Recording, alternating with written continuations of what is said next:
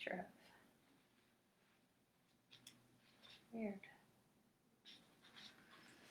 Hi, everyone. Okay, I'm going to read to you chapter 8 from this book. Estabrooks and the Manchurian Candidate. As early as the turn of the century, neurologist Morton Prince broached the subject of patients with multiple personalities, or as it is now termed by psychiatrists, dissociative identity disorder, DID. Prince believed that a person might possess several different personalities that operated at the same time, that might not be aware of each other. It took a while for men to notice that this information could be of particular use. One man who took note of Prince's views was Rhodes scholar Dr. George Estabrooks, chairman of the psychology department at Colgate University near Buffalo, New York. Estabrooks was well connected with most of the major psychological figures of this century and conducted research for all of the major branches of the American military intelligence. Estabrooks was one of the first persons to realize that mind-controlled intelligence agents and assassins really could be created hypnotically, Svengali aside. His experimentation in the use of hypnosis and espionage began, amazingly enough, during World War I. In the 1920s, Estabrooks engaged in research in psychic phenomena at Harvard, but he soon turned his attention back to hypnosis and its use in the overriding of the individual's will. One of Estabrooks' early and unique realizations was that of multiple personalities. If multiple personalities could be cured by hypnotism, then it followed that multiple personalities could be created in the same fashion. In 1942, Estabrooks was appointed as an expert consultant to the Secretary of War, liaison with the Naval Research Laboratory, while at the same time conducting a massive correspondence with J. Edgar Hoover. In later years, Estabrooks would take on work with the CIA. According to an article penned by Estabrooks in 1971, quote, "One of the most fascinating but dangerous applications of hypnosis is its use in military intelligence. This is a field with which I am familiar through formulating guidelines for the techniques used by the United States in 2 world wars. Communication in war is always a headache. Codes can be broken. A professional spy may or may not stay bought. Your own man may have unquestionable loyalty, but his judgment is always open to question. The hypnotic courier, on the other hand, provides a unique solution." I was involved in preparing many subjects for this work during World War II. One successful case involved an Army Service Corps captain whom we called George Smith. Captain Smith had undergone months of training. He was an excellent subject but did not realize it. I had removed from him, by post-hypnotic suggestion, all recollection of ever having been hypnotized. First, I had the Service Corps call the captain to Washington and tell him they needed a report on the mechanical equipment of Division X, headquartered in Tokyo. Smith was ordered to leave by jet the next morning, pick up the report, and return at once. These orders were given him in the waking state.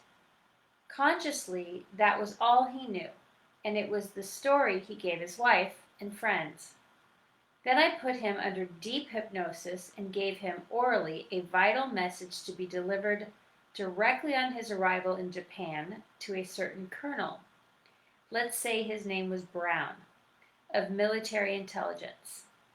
Outside of myself, Colonel Brown was the only person who could hypnotize Captain Smith.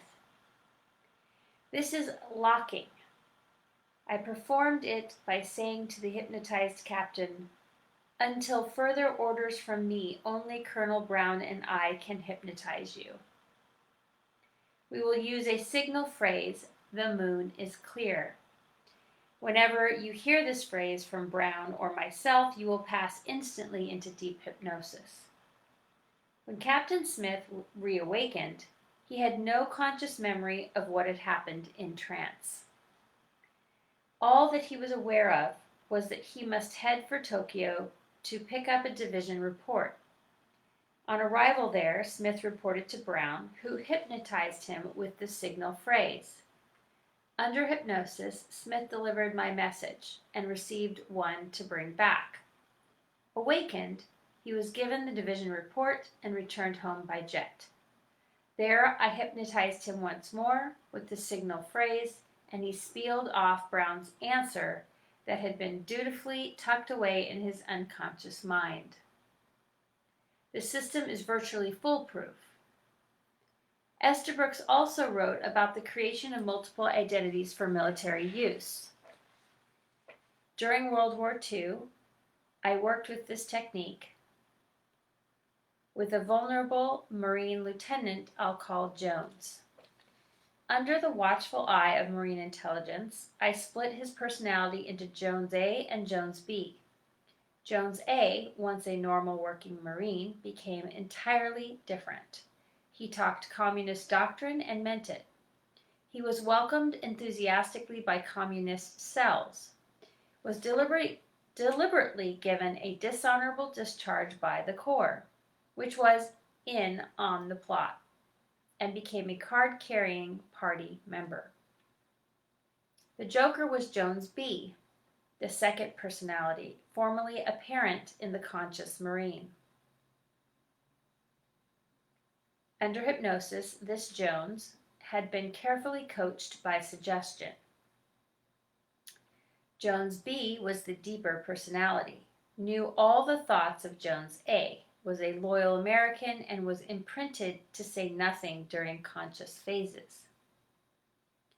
All I had to do was hypnotize the whole man, get in touch with Jones B, the loyal American, and I had a pipeline straight into the communist camp.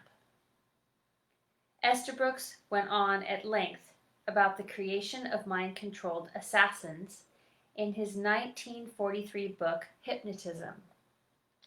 In 1945, Estabrooks, with Richard Lockridge, also penned a fictional potboiler titled Death in the Mind. In that book, Nazis captured Allied officers and hypnotically turned them into double agents. Although the general opinion among psychologists at the time of Estabrooks' experimentation was that a person's will could not be overridden through the use of hypnosis, Estabrooks thought differently. In fact, Estabrooks wrote, "I believe the hypnotist's power to be unlimited, or rather to be limited only by his intelligence and his scruples." In an interview with the Providence, Rhode Island Evening Bulletin, Estabrooks talked about the creation of hypnotically controlled spies by splitting personalities. Estabrooks said that the capability is not science fiction. This has and is being done. I have done it. As he indicates, Estabrooks was not the only one doing it at the time. Morse Allen wrote that in his early days of CIA research, he attempted to, quote, take an existing ego state, such as an imaginary childhood playmate, and build it into a separate personality unknown to the first. Allen would then work with this new personality and command it to carry out specific deeds about which the main personality would know nothing. There would be inevitable leakage between the two personalities, particularly in dreams. But if the hypnotist were clever enough, he could build in cover stories and safety valves which would prevent the subject from acting inconsistently. In March of 1951, 28-year-old Palle Hardrup walked into a bank in Copenhagen and shot 2 employees to death. When he was apprehended, Hardrup confessed that he had done the murders, but said that he had been hypnotized by an accomplice, Bjorn Schau Nielsen, to commit the crimes. Hardrup was found guilty of manslaughter and institutionalized, and his programmer, Schau Nielsen, was also found guilty of manslaughter, but given a life term in prison.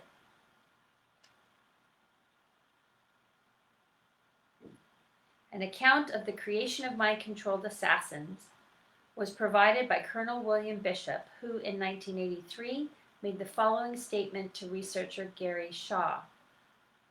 Quote, "That was how, after the Korean War, I got involved with the CIA. I have been subjected to every known type of drug. The medical doctors connected with the agency found that certain drugs work quite well in conjunction with hypnosis. Hypnotic power of suggestion with some subjects. It did with me. I speak with absolute certainty and knowledge and experience that this is not only possible but did and is taking place today."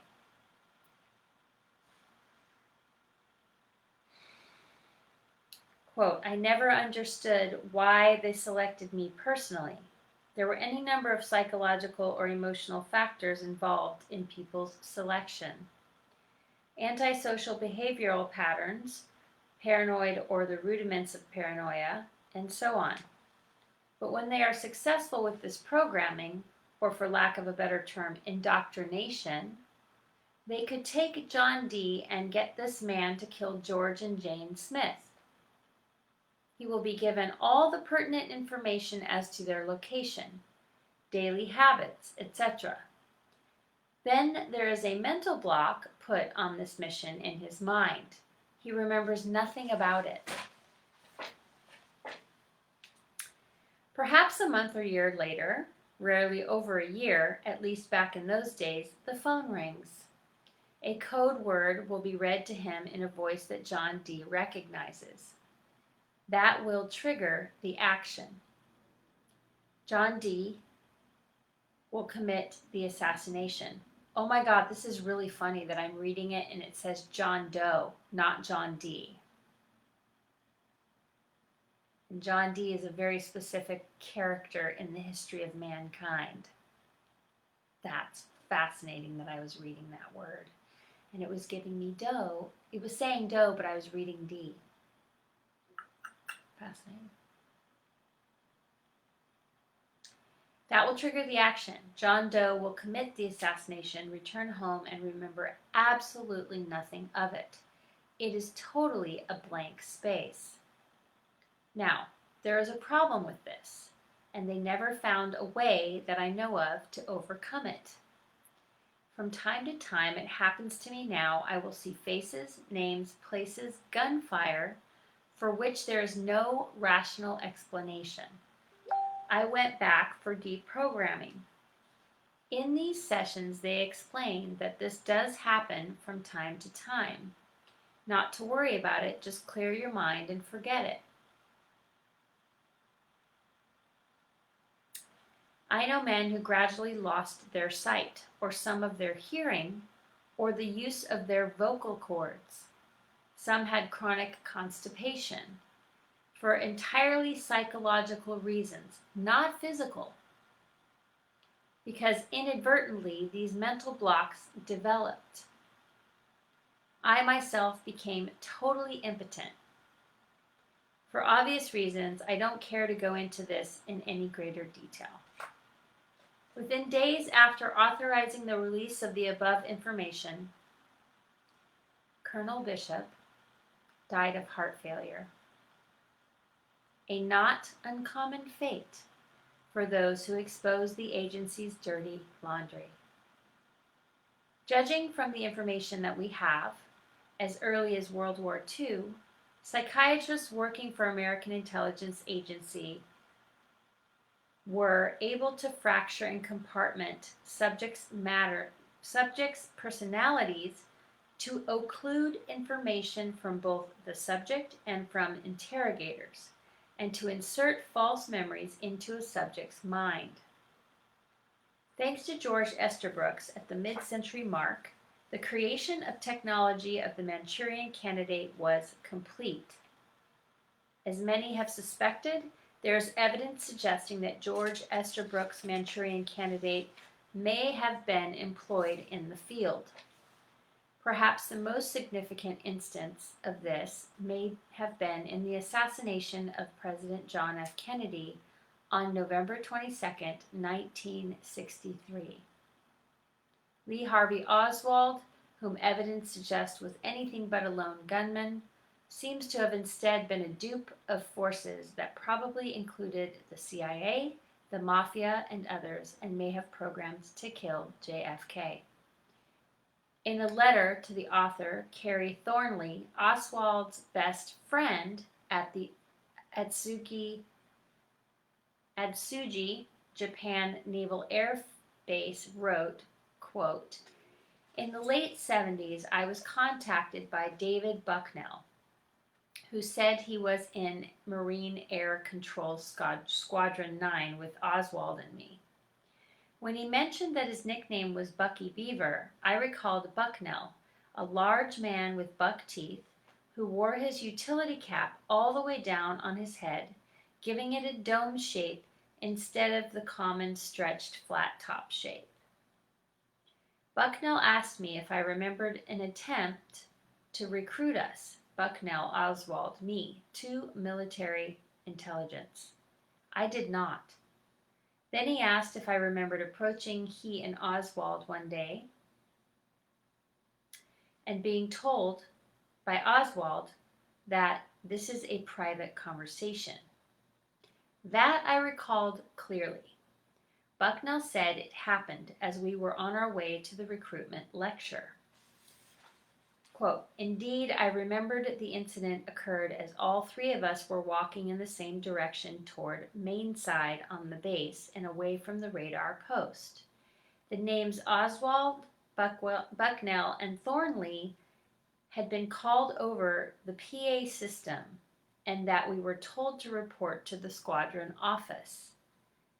In the squadron office, we were ordered to report to base security over at Mainside of LTA, the satellite of El Toro Marine Base where we were stationed.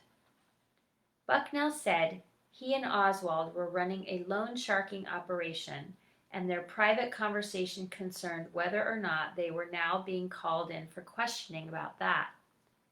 Oswald doubted it, because I had been called up at the same time and knew nothing about the operation. Bucknell says, when we arrived at base security, we were seated in a small auditorium or lecture room with a number of men from other outfits. Up in front, according to Bucknell, was a Marine captain and a Hispanic man in civilian clothes with a flat top haircut.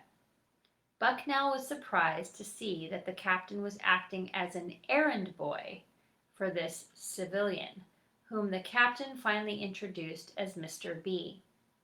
Mr. B said, "We have reason to believe that Castro's new revolutionary government has been infiltrated by Soviet agents." Parentheses, this would have been in late May or early June of 1959, just after the New Year's Day revolution before Castro went communist. I recalled someone making that statement in a lecture I attended, but did not remember the context. Parentheses. Quote, we had all been called together, said Mr. B, because we were reputed to be admirers of Fidel Castro. As I understand it and dimly recall it, the pitch was that Castro needed our help in getting rid of these agents. We were being asked to volunteer for a counter-espionage program. I'm sure I would have volunteered. To the best of my recollection, I was ostensibly turned down because I was already slated for a tour of duty in the Far East to begin in June, and the training program was in the U.S., but not before I signed some papers authorizing using me for intelligence purposes. Bucknell made detailed notes of this extraordinary event the day after it occurred, and when we met in San Francisco in the late 70s, he read me those notes. Volunteers were interviewed on a one-on-one basis after the recruitment lecture. Bucknell says he had a maternal grandfather named E.H. Hunt, who he listed on the recruitment form as a reference. Mr. B looked startled and said, "Who is this E.H. Hunt?" Bucknell explained. Mr. B said, "Oh," and laughed. E. Howard Hunt was second in command under Nixon on the Bay of Pigs operation. Bucknell was never contacted again in relation to this program. Neither was I. Bucknell says that the Marine Air Control Squadron's covert security was handled by Army intelligence. And we both suspect that Oswald may already have been an Army intelligence agent pretending to be a Marxist at the time of Mr. B's recruitment attempt, which may have enhanced his qualifications for Mr. B's program. At about the time all of this happened, I began having vivid audio hallucinations, usually just before falling asleep. Thornley believes that while he was in the Marines, he personally was the subject of mind control experimentation, and that he was implanted at the base of his neck with a mind control device through which transmissions were directed. Carey may have simply been paranoid, or he may have been onto something. Others in the know have suggested that Lee Harvey Oswald may have been mind controlled. Army and CIA counterintelligence agent Herman Kimsey came forward in 1975 to tell what he knew about Oswald. According to Kimsey, in an interview with journalist Hugh MacDonald, Oswald was programmed to kill, like a medium at a seance. Then the mechanism went on the blink, and Oswald became a dangerous toy without direction. Surely it was a coincidence that Kimsey died of heart failure 3 weeks after the interview. As documented in the Warren Report, Oswald is alleged to have lived at Cuban psychiatrist Francisco Silva's home prior to the assassination, and to have gotten a job at the hospital where Silva was employed. It is of note that Silva had collaborated in his scientific writings with brain implant scientist Robert Heath.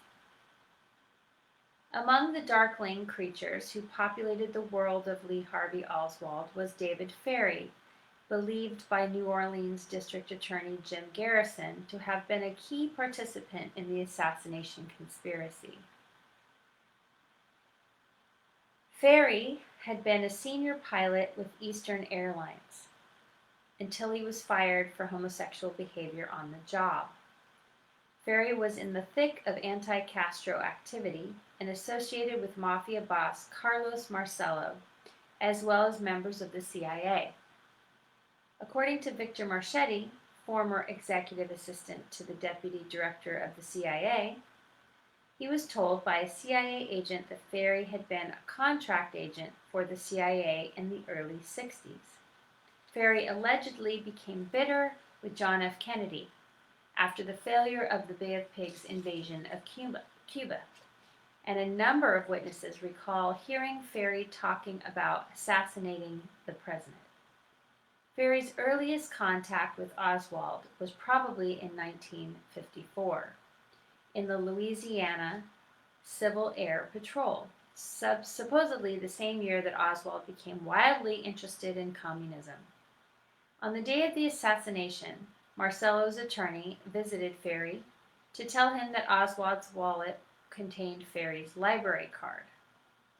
The connections became more strange.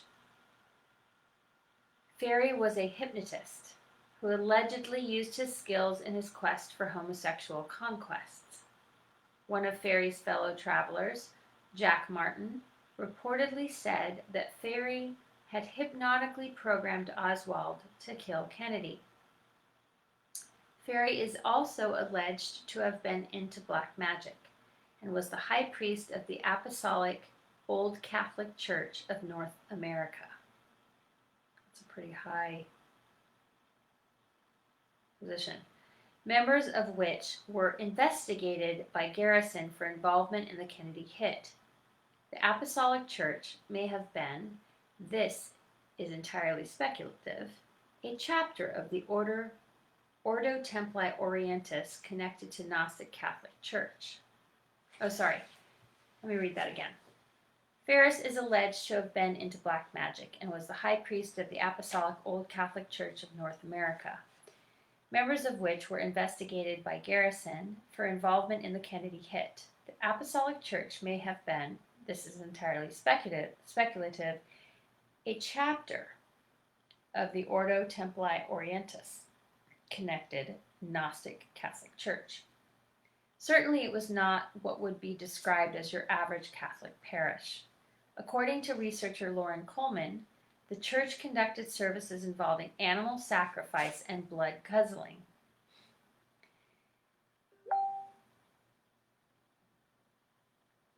During Lee Harvey Oswald's last weeks in New Orleans, he attended many ritualistic parties in private homes and apartments with David Ferry. This is a curious conjunction that is seen again and again in the research: black magic, military intelligence, and mind control. Ferry was found dead in his apartment on February 22, 1967. Oh, interesting. My birthday. While in the midst of testifying about the Kennedy assassination. Well, 2 years before I was born, actually. There were 2 apparent suicide notes, but the New Orleans coroner stated that the cause of death was natural, a cerebral hemorrhage. 1969 saw the publication of Were We Controlled, a book written by journalist Arthur Ford under the pseudonym Lincoln Lawrence. Ford claimed to be in contact with an intelligence agency insider who gave him the details of a CIA technology dubbed RHIC/EDOM, Electronic Dissolution of Memory, EDOM. That is, radio hypnotic intracerebral control and electronic dissolution of memory that was used to program Oswald.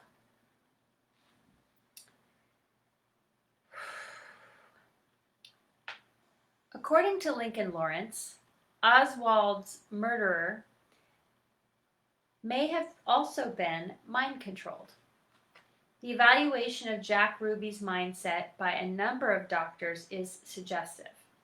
According to Dr. Walter Bromberg, a psychiatrist and clinical director of the Pinewood Psychiatric Hospital at Katona in New York, Ruby was preset to be a fighter, to attack. Bromberg also said, definitely there is a block to his thinking which is no part of his original mental endowment. Dr. Roy Schaefer, staff psychologist and associate clinical professor of psychiatry and psychology at Yale University, said of Ruby that he appears to feel not altogether in control of his body actions, as if they occur independently of his conscious will at times. Dr. Manfred S. Guttmacher, Chief Medical Officer of the Supreme Court of Baltimore, suggested that Ruby's brain had been damaged by undisclosed means. Perhaps the most convincing evidence that exists of the use of a Manchurian candidate was in the assassination of John F. Kennedy's brother, Robert F. Kennedy, who was at the time of his death a strong contender in the American presidential race. Although the Kennedy case is labyrinthine in its complexity and probably included a police/intelligence agency cover-up after the fact that makes getting at the truth difficult, I will touch on a few salient points. Pointing to the possibility that Sirhan may have been a mind-controlled assassin, the man received a head injury while working as an exercise jockey in 1966, perhaps making him more easily hypnotizable. We do know that he received attention from a number of doctors at this time. Terry Welch, a friend from the racetrack where he worked, stated that Sirhan's personality completely changed at this time. If an operation was conducted on his head at that time, a brain implant may have been inserted without attracting attention.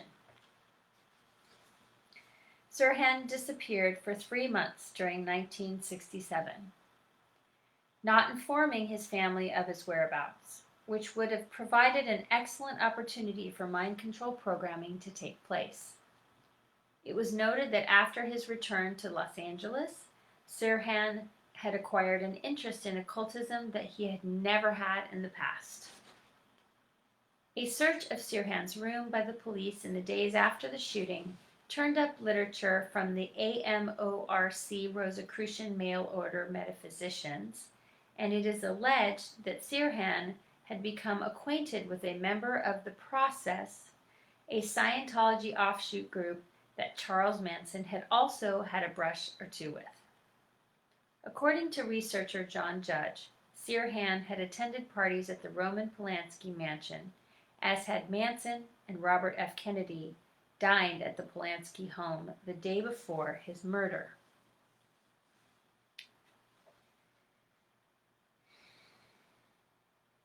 A number of persons who saw Sirhan after the murder of Kennedy commented on his hypnotic-seeming demeanor. When he was questioned by the public defender who was assigned to him after the crime, Sirhan said, "I don't remember much about the shooting, sir. Did I do it?" "Well, yes, I am told I did it. I remember being at the Ambassador Hotel. I am drinking Tom Collins's. I got dizzy.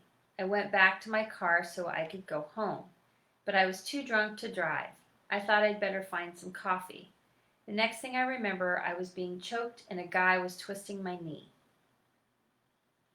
The who in Sirhan's hypnosis may have been Bill Bryan, the president of the American Institute of Hypnosis, who bragged that he had worked for the CIA and said that in 1968 that Sirhan had been his client. Bryan is also known to have hypnotized Albert DeSalvo, the Boston Strangler, and references to DeSalvo are in Sirhan's notebook. On June 2, 1968, Sirhan was seen at the Kennedy campaign headquarters in Los Angeles. When he was asked whether he needed some assistance, he pointed to a new volunteer who was standing nearby. Their worker was Kaber Khan, who had joined the campaign the day before.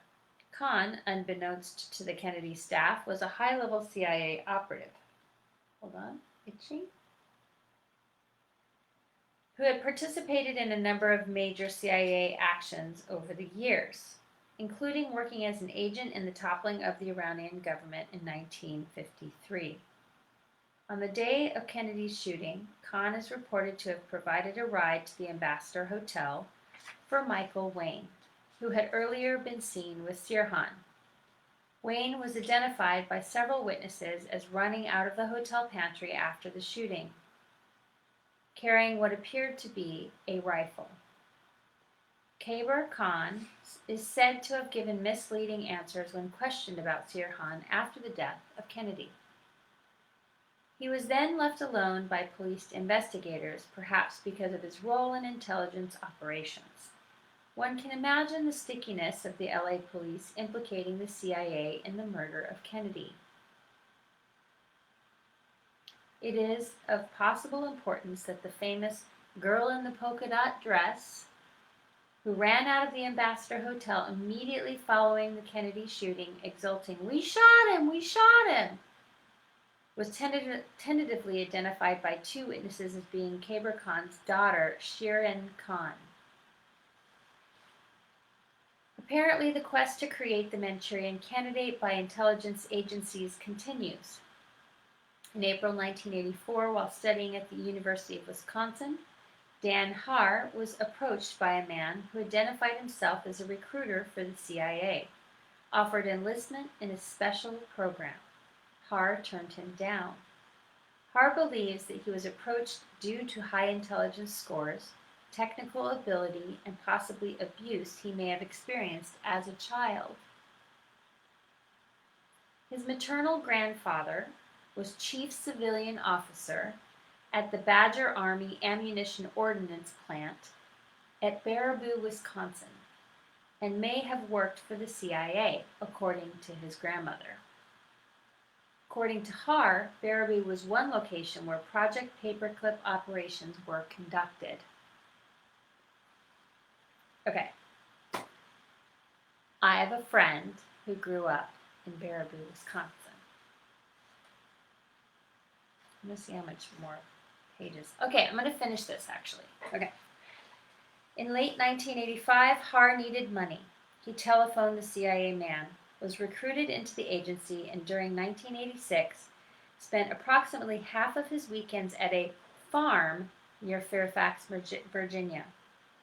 Although the location was a working farm, it also had underground rooms for what Haar terms NOC, non-official cover, training in Pegasus and Orion projects. Haar says Pegasus was the operation of programmed responders and Orion the operatives, the hunters. At the NOC training, I learned weapons training, extensive computer knowledge for hacking, use of radios and other communication devices, and certain evasion techniques. Some of the memories are blurred because I believe they were later wiped and overlaid with fake trails, although I still retain the skills I was taught. As a cover, Haar entered the Navy in January of 1987 and went through electronics training. He was transferred to Mare Island near Vallejo, California, which he believes is a special projects submarine base with a strong CIA and NSA presence on site. I can attest to that. His service records from the period show a T-secret clearance with additional attached code numbers. According to Haar, he has virtually no memory of what took place at Mare Island. He believes that this was the time period in which he underwent mind control conditioning, part of it possibly conducted at Oakland Naval Hospital. One operation, Haar says, he was involved with was Bedrock Stalemate, a former military man who had been involved in 1968 in a program of assassination of Laotian political leaders. He believes the project was called Black Stripe, decided to become a whistleblower. Haar and two other programmed responders were activated to plug the leaks. After a knee injury, Haar recalls additional programming taking place at Oakland Naval Hospital. I remember being strapped to the chair. My right hand was splayed out and had rubber cups on the ends of my fingers with wires running out of them. There was an IV needle in my hand. I remember hearing 4 drug names. Scopolamine, the truth drug. Sodium pentothal, Nebutol, and Xanax.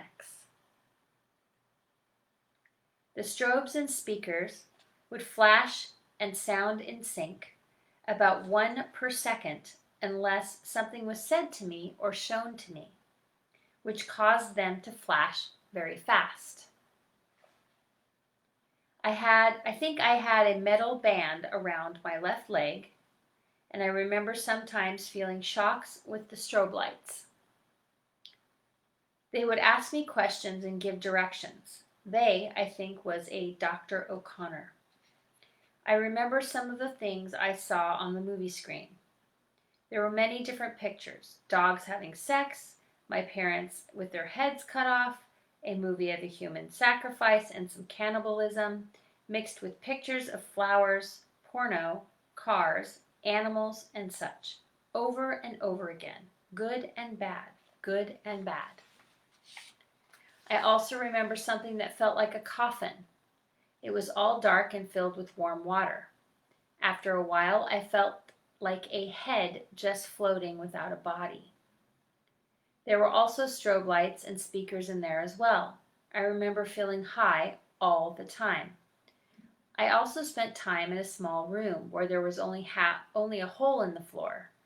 The lights would go on and off, and days would pass in hours and hours and days.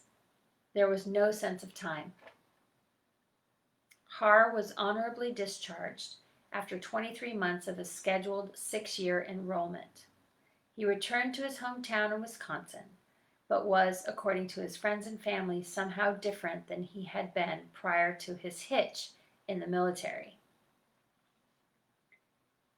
He had taken on right-wing Christian fanatic militia posse comitatus views. His belief is that these beliefs were installed to provide cover so he could spy on right-wing groups. In April 1995, Har suddenly woke up in an unfamiliar restaurant in Madison, Wisconsin. A woman who he did not know was sitting across from him. She said, "Good, you're back," stood up and walked away. Later, he found a needle mark on one arm and a puncture in his right hip. To this day, Har labors to remember all of the details of what happened to him after his recruitment by the CIA. A similar mind control project is detailed by a former member of Navy intelligence and the CIA who was the head of a SEAL team. In a working outline of the U.S. intelligence mind control program, he talks of Project Open Eyes, in which a clear eyes refers to a mind-controlled subject. This segment is dedicated to Operation Open Eyes.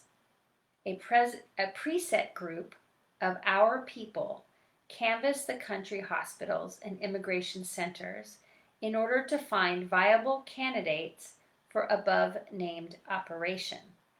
We locate the target individuals who have no close family or real good friends.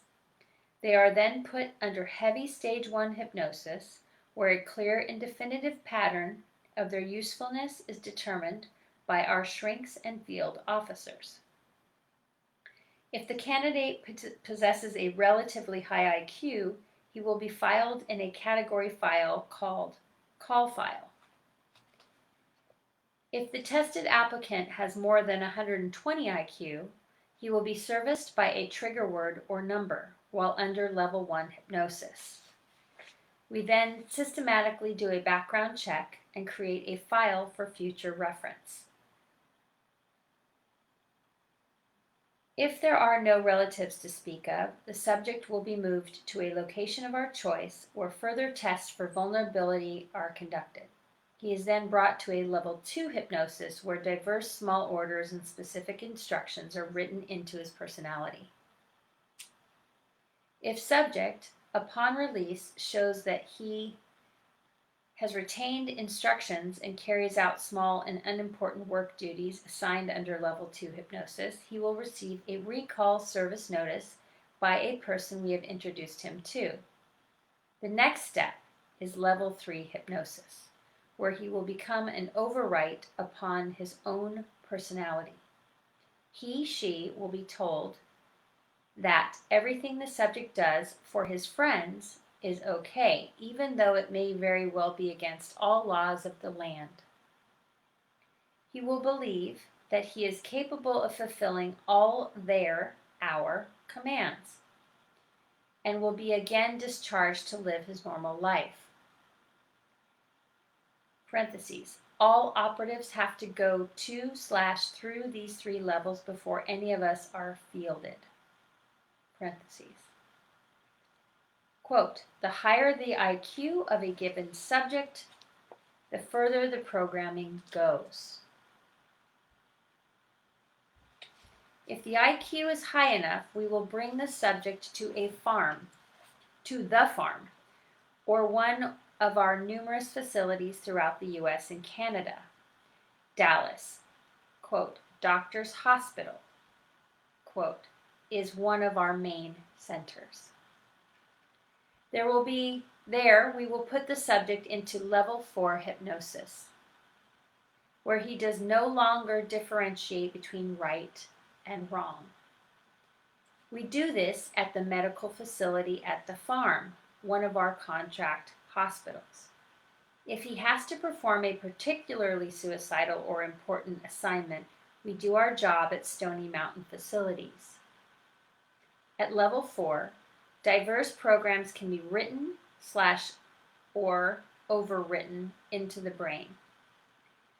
Any command is accepted at this level. At that level, you can give the test subject a complete personality, history, and make him or her believe anything the program requires for the accomplishment of any desired project. He is then given a new life in a new state and town.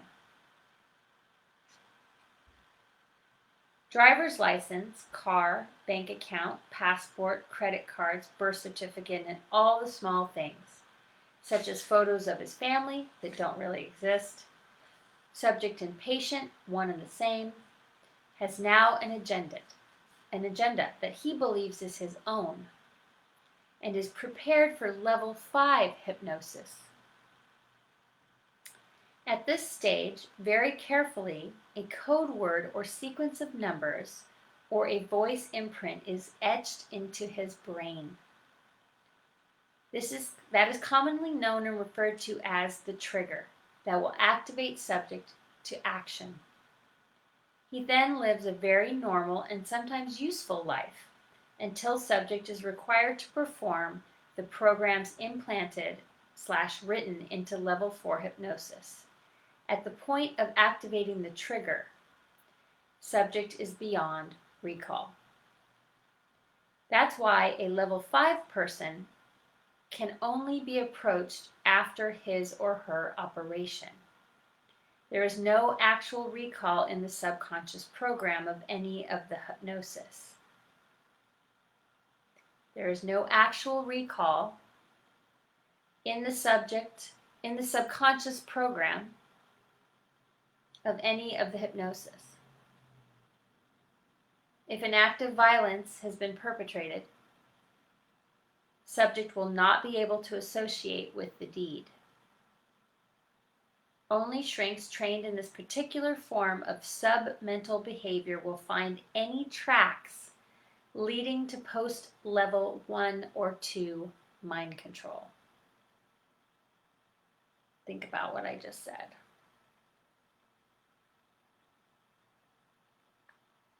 I'm going to read that again.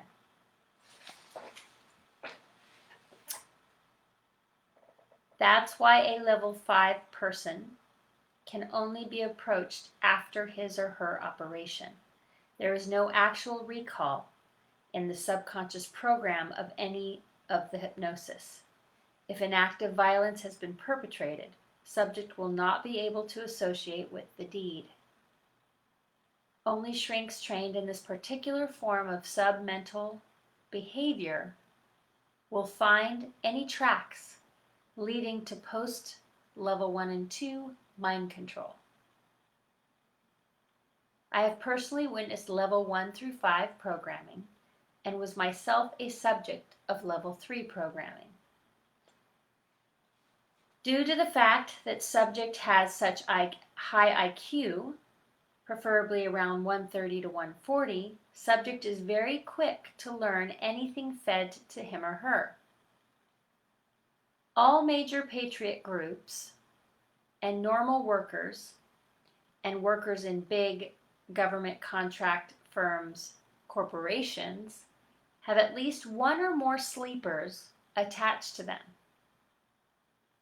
Project Clear Eyes is always a violent group or commune in any given community. The OKC incident was a clear-cut case of Project Clear Eyes, Oklahoma City. Waco was an Open Eyes group.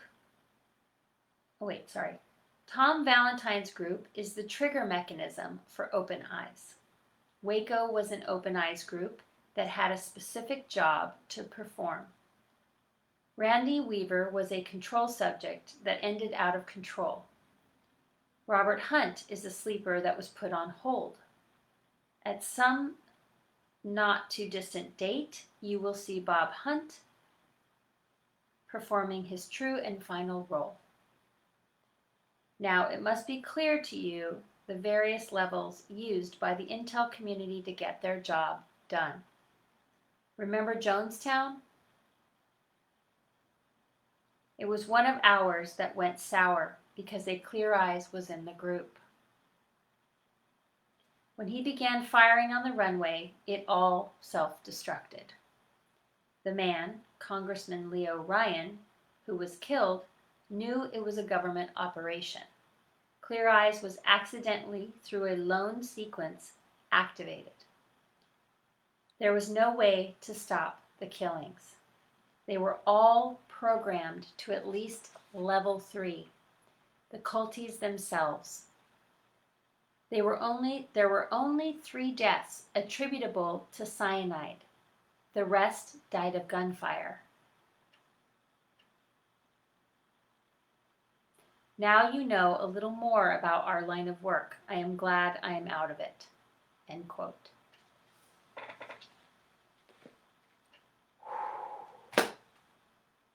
"87 pages into this book, yo. Where do I want to start with this one?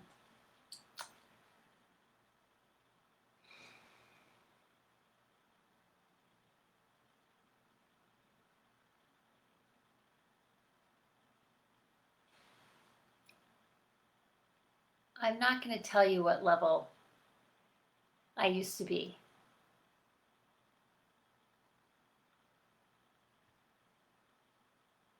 I'm going to tell you that I have dismantled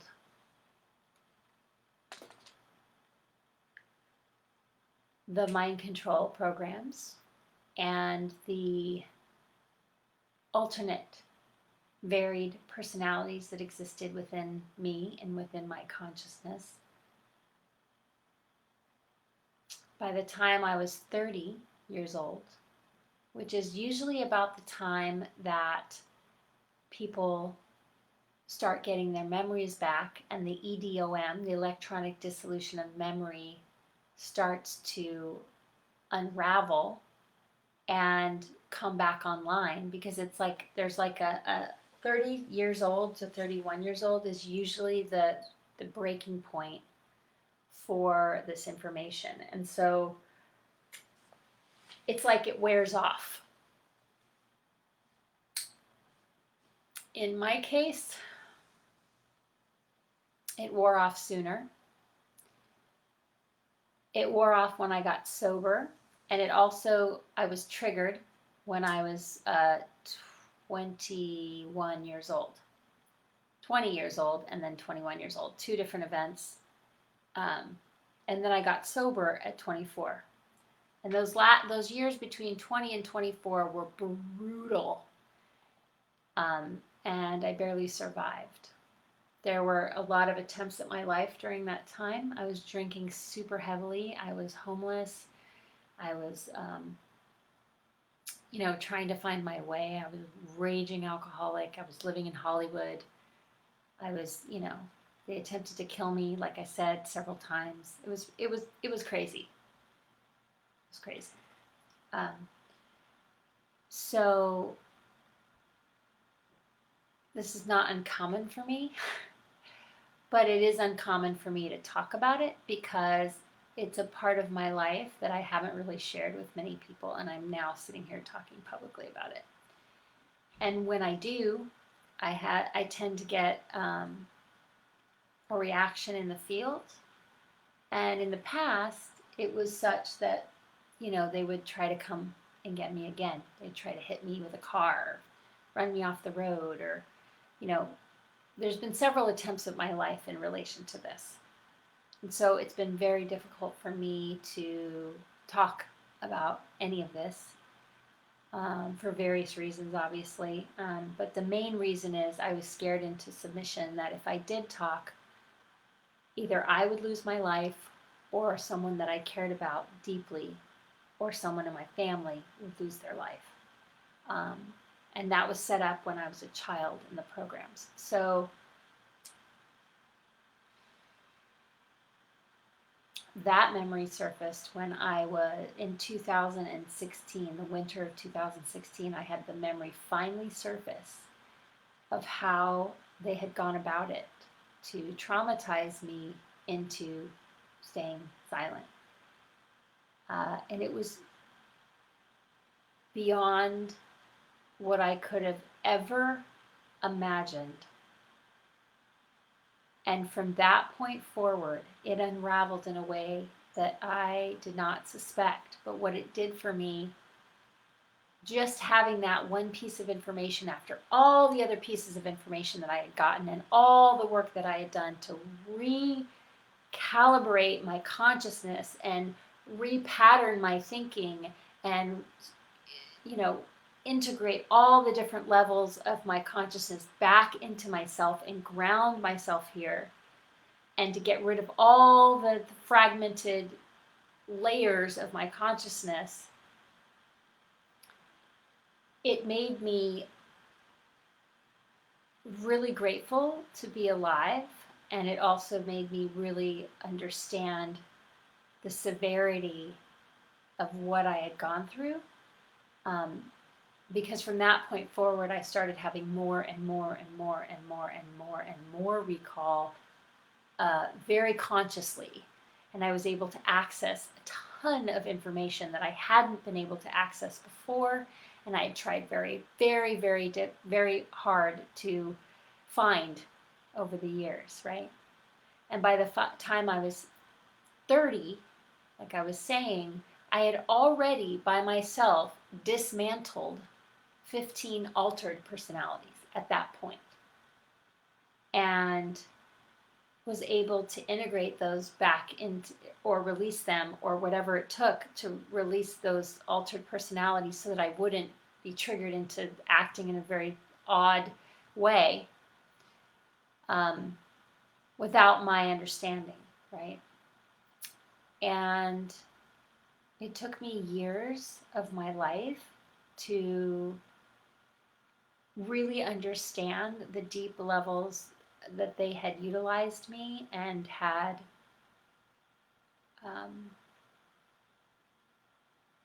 utilized me. That's the only word that comes to mind. And there was a point in 2015 where I started to speak up, and there was an attempt directly on my life, and it shut me up again. And then there was another situation where a very dear friend of mine who was a super soldier, who I had known as a child, was murdered. And it shut us all up, all of us. We all went quiet.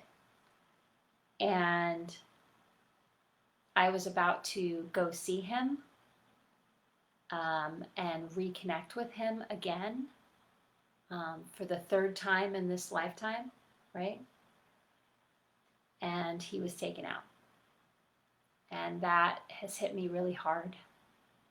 And it still has an effect on me on occasion, on some days. And